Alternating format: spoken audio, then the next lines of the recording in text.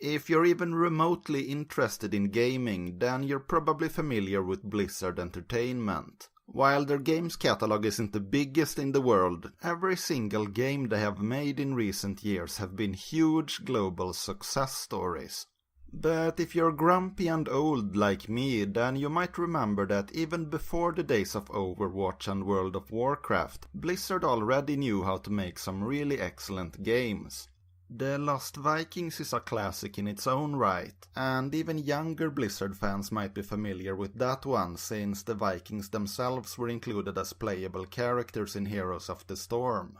And then there's Rock'n'Roll Racing, which is arguably the best racing game on the Super Nintendo not made by Nintendo themselves. But of all the Blizzard games made back in the day where they still had some manner of hipster cred, the one that has meant the most to me personally is Blackthorne. This game is pretty much the epitome of 90s cool, which of course was pretty appealing to a nerdy, socially awkward kid like me. Thankfully though, the game wasn't just style and no substance. The gameplay itself was pretty darn great as well.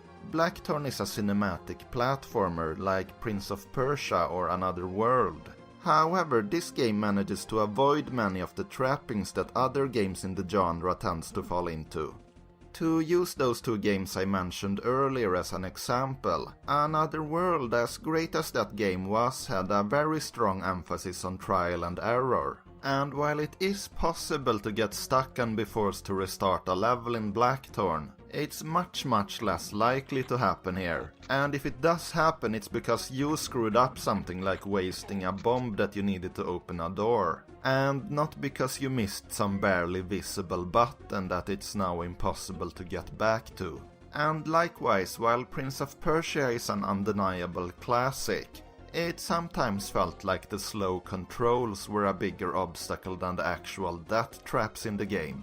And while Blackthorne doesn't exactly play at Sonic the Hedgehog speeds either, the controls feel way more responsive, and the game is actually designed to be played at a slower pace, unlike Prince of Persia where the entire game was on a timer.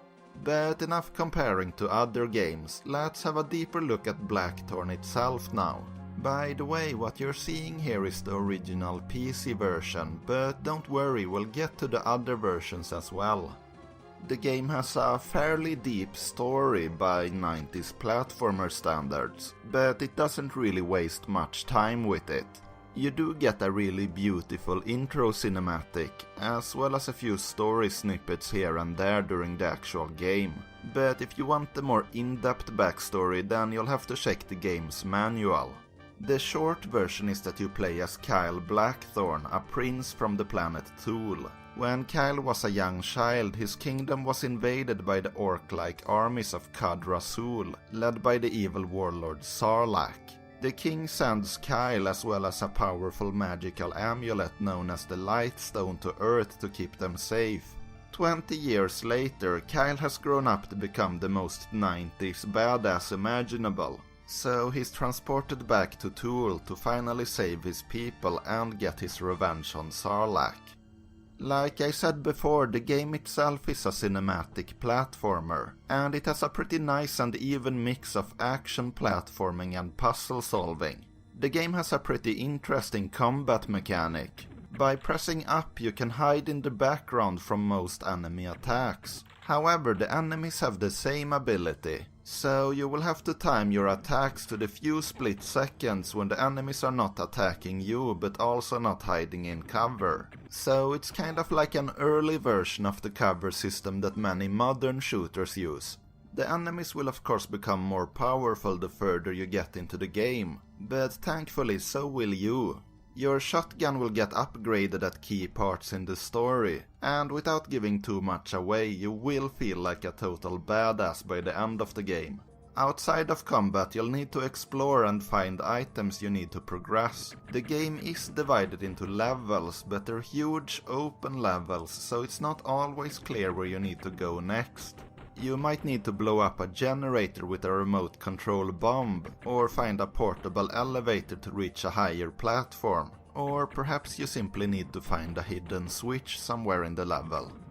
The game's controls are fairly simple, but it will probably take a little bit of time to get used to them. And that's because the actions available to you vary slightly depending on if you have your weapon drawn or not. Some actions like taking cover or using items are always available to you, but running and jumping as well as entering doors or climbing ladders is only possible when your weapon is holstered. But obviously you'll need to draw your gun if you want to use it. And when you have your weapon drawn, you also gain access to what is by far the most infamous feature of Blackthorne's moveset. No look, straight arm, backwards shotgun. In theory this move is more or less useless since it's much slower than your normal shooting, but it just looks so incredibly badass that you'll probably end up using it all the time anyway. The game's presentation is amazing as well. The backgrounds are really nice and detailed and do a great job of creating an eerie atmosphere. Of course, the character designs are also really awesome, and by 1994 standards the animations are amazing. You can definitely see some strong similarities between the enemies in this game and the orcs in Blizzard's future Warcraft games. The game is also kind of gory for a 90s platformer. Okay, by today's standards it's pretty tame, but for the time this was a pretty violent game. But that really fits with the overall tone of the game. The whole thing really feels like it was tailor-made to appeal to everything that a young adolescent boy in the early 90s would find cool and mature. Which of course makes it a little bit silly by today's standards, but I do mean that in the most loving way possible. The soundtrack is also really amazing, which is par for the course for Blizzard. The music really pumps you up and makes you feel like an action hero, while simultaneously also being dark and oppressive. The sound effects are really great as well, especially the punchy sound of your shotgun. So that's the original PC version of Blackthorne. I do love this game, but this isn't the version I grew up with. No, like many other kids at the time, I grew up with the Super Nintendo version. Now, for the most part, Blackthorne is the same game on both the Super Nintendo and the PC, but there are a couple of notable differences. With this being released during the censor-happy days of the Super Nintendo, all the blood and gore has been removed from the game. It's not really a big deal, but it does remove some of that charming early 90s edge from the game, and it also makes the game over screen look kind of weird. However, the game completely makes up for the slight annoyance of the censorship with its amazing soundtrack. The music in the Super Nintendo version is actually completely different from the PC version, and even though the PC soundtrack was great in its own right, the Super Nintendo soundtrack completely blows it out of the water. I think I'd even go so far as to say that it's my favorite of all of Blizzard's soundtracks.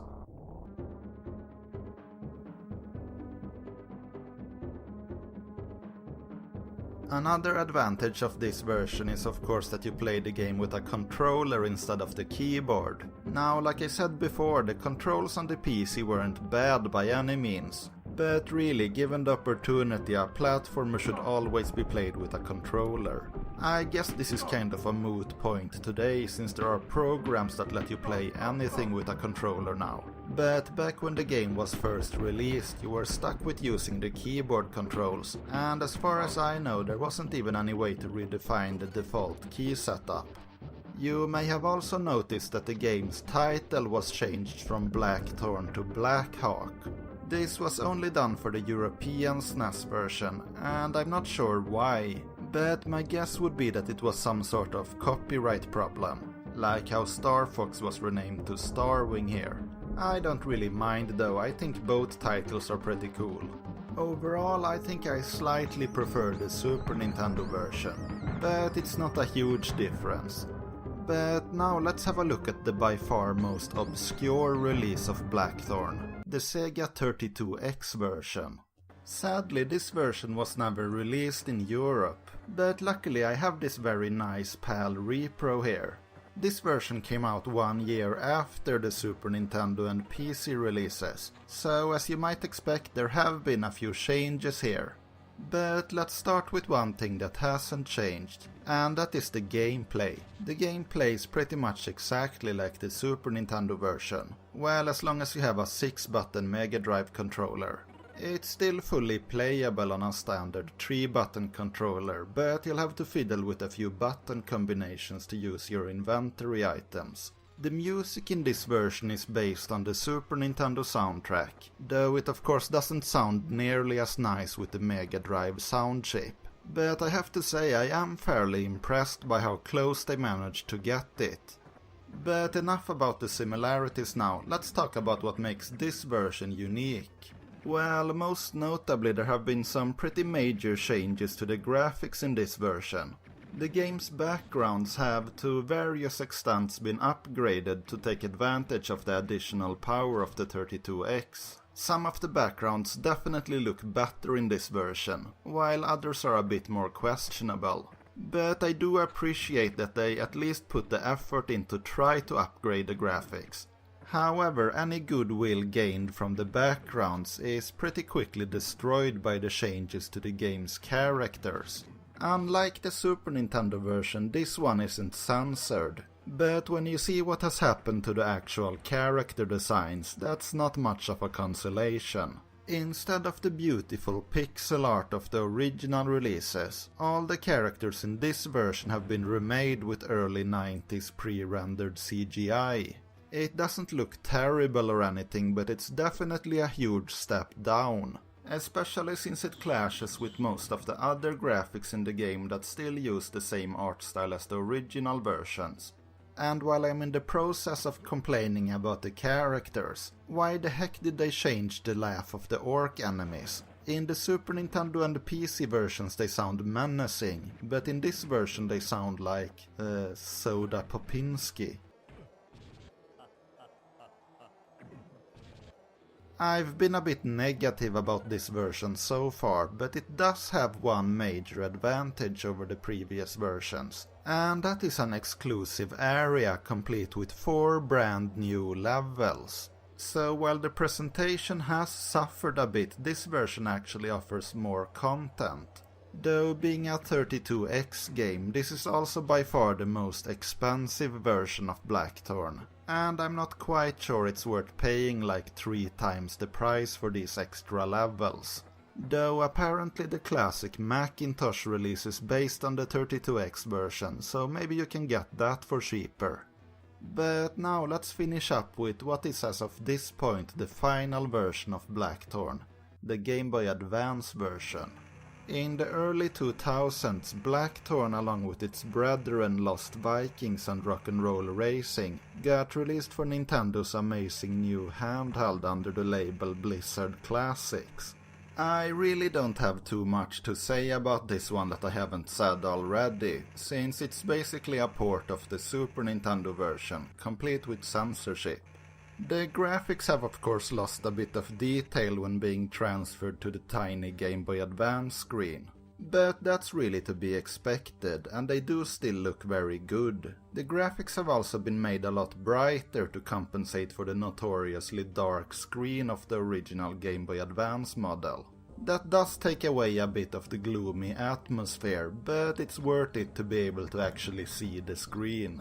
They've also done a great job of transferring the excellent soundtrack, which sounds almost as good as it did on the original Super Nintendo. And likewise, they've done a great job with the controls despite the very different button layout on a Game Boy Advance compared to a Super Nintendo controller. The GBA version also has the advantage of a built-in save feature, unlike the SNES and 32X versions which used passwords instead. And that's Blackthorne. No matter what system you play it on, it's a really fun game, and also a great time capsule of the early 90s. You can actually get the PC version of the game completely free from Blizzard's website. So if you have never played the game, I strongly suggest you head over there and experience the glory of the no-look straight arm backwards shotgun for yourself. And sadly, that's the end for today, but it's not all black, don't be torn up, I'll see you again next episode.